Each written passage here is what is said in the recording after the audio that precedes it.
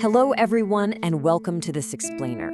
Today, we're jumping straight into a fascinating and honestly highly complex regulatory paradox. We're going to explore the precise legal and financial intersection where permanent residency status violently collides with foreign government employment.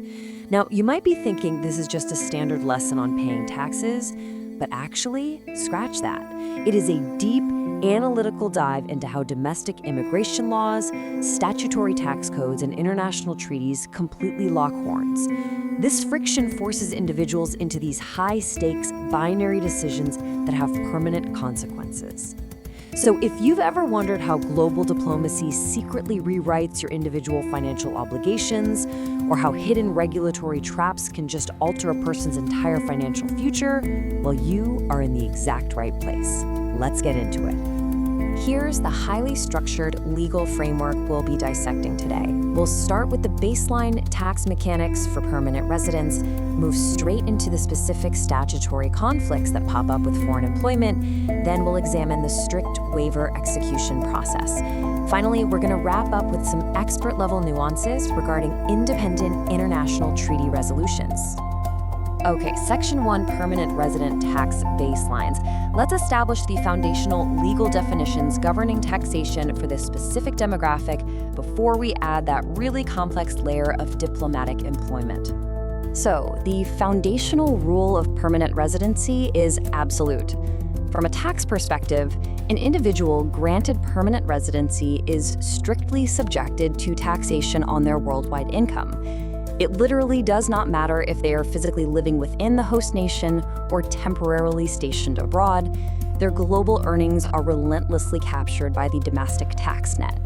This is the unyielding default state of the law.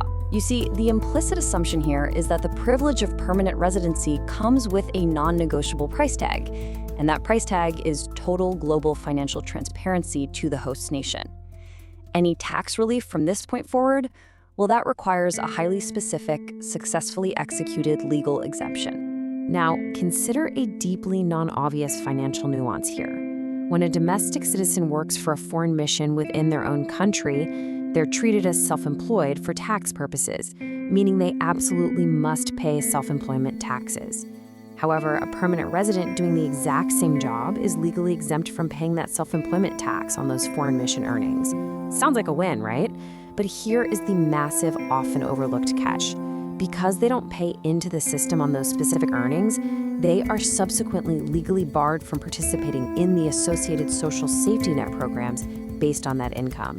It's a hidden long-term financial consequence disguised as a short-term tax benefit. It completely alters a person's retirement and disability planning for sure. Moving right along to Section 2, Statutory Tax Exemption Mechanisms. Let's shift our analysis to these specific domestic tax code mechanisms that actually offer a lifeline, those rare exemptions strictly reserved for foreign mission personnel. Domestic tax law does, in fact, contain a specific statutory provision allowing foreign mission employees to exempt their compensation from domestic income tax. But, it operates on a very precise conditional logic. First up, the individual cannot be a citizen. Second, they have to perform governmental services similar to what the host nation's employees do abroad. And third, there has to be explicit tax reciprocity. That means the foreign government must grant an equivalent tax exemption to host nation employees working over in their country. Note carefully, though, this exemption applies strictly and exclusively to the compensation received from the foreign government, never to outside or secondary income. It's a highly targeted shield, not some kind of blanket immunity. Which brings us to the central analytical question of this entire explainer. Can a permanent resident legally maintain this statutory tax exemption without jeopardizing their carefully acquired immigration status? I really want you to keep this exact question in mind as we move forward, because the answer reveals a massive structural friction point in the law. It exposes exactly what happens when two separate government bureaucracies demand completely different things from the exact same person. All right, Section 3, the immigration status conflict. Let's examine how this builds into a direct, head-on collision between two massive bodies of law. The absolutely crucial point here is this intense regulatory paradox. On one side of the ring, you have tax law, conditionally offering to shield a permanent resident's foreign government income to maintain international reciprocity. On the other side, you have immigration law, and domestic immigration law fundamentally rejects the idea that a permanent resident can simultaneously hold diplomatic privileges. Immigration law insists that if you work for a foreign government, well, you should technically be classified under a non-immigrant diplomatic visa. So the two legal codes are demanding entirely opposite realities, creating a profound jurisdictional overlap where the individual is caught perfectly in the middle. It's a real legal tug-of-war. The legal mandate that forces a resolution to this conflict is absolute. Permanent residents employed by foreign missions must formally waive all diplomatic rights, privileges, and immunities to retain their resident status.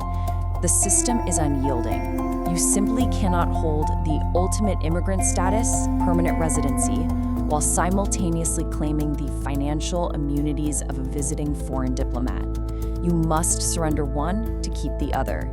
It's a forced prioritization of rights, essentially stripping away layers of protection to ensure the host nation maintains absolute sovereign authority over its permanent residents. Section 4. Executing the waiver form. To resolve this paradox, the government utilizes a very specific legal instrument. Let's dive in and analyze its mechanics. This brings us to the official rights waiver. This is the ultimate legal waiver instrument used in these cases. It isn't just a standard piece of administrative paperwork you casually sign. It is an absolute legal boundary.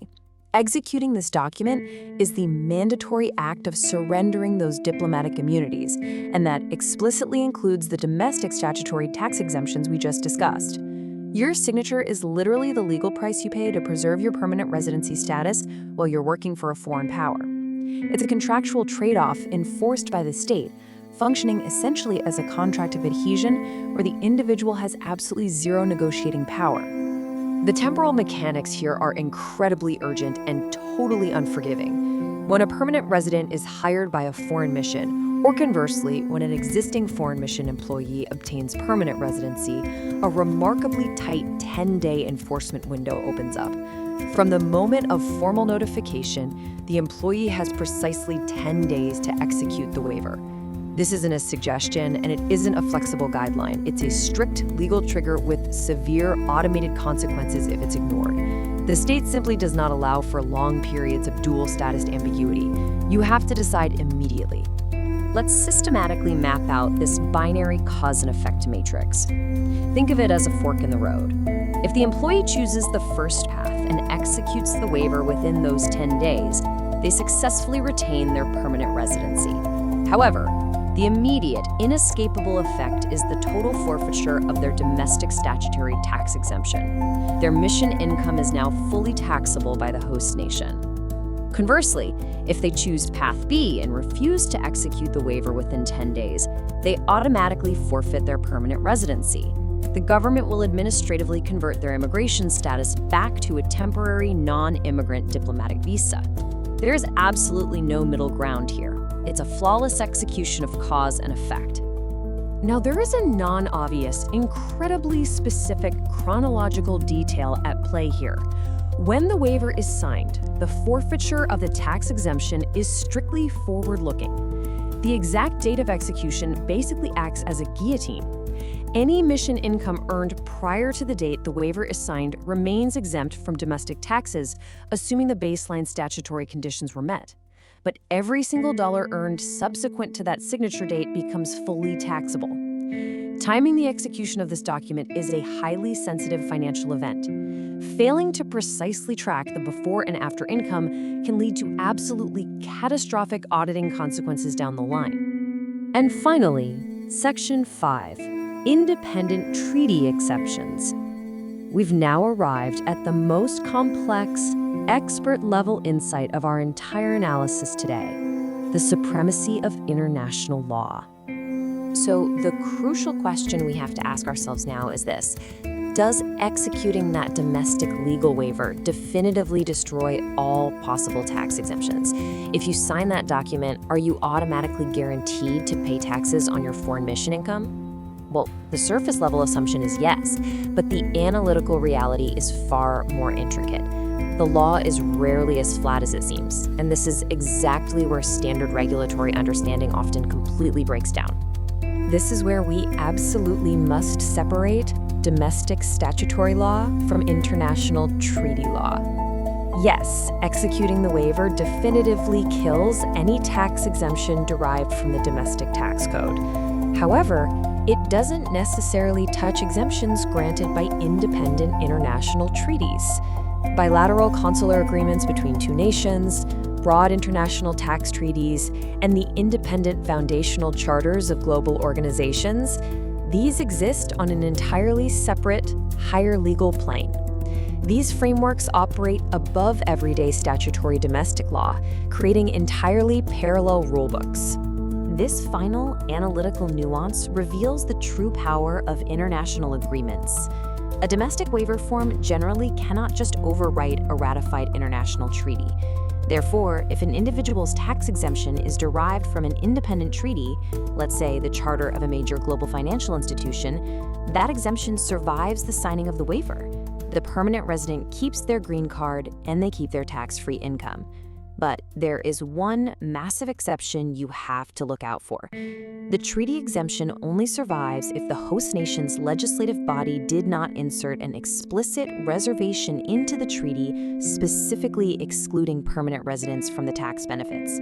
If that legislative footnote exists, the exemption dies instantly. It literally all comes down to the microscopic print of international diplomacy. Which leaves us with this final provocative thought.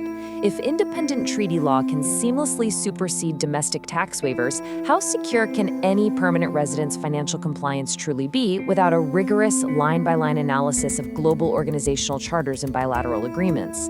The intersection of immigration status and foreign employment is a complete legal minefield where standard tax advice just falls apart. It requires an expert-level mapping of cause, effect, and international supremacy. What you really should take away from this is that in the realm of global diplomacy, your financial obligations are only as clear as the treaties that govern them. Thank you so much for joining me on this deep dive in today's explainer, and keep questioning the legal frameworks around you.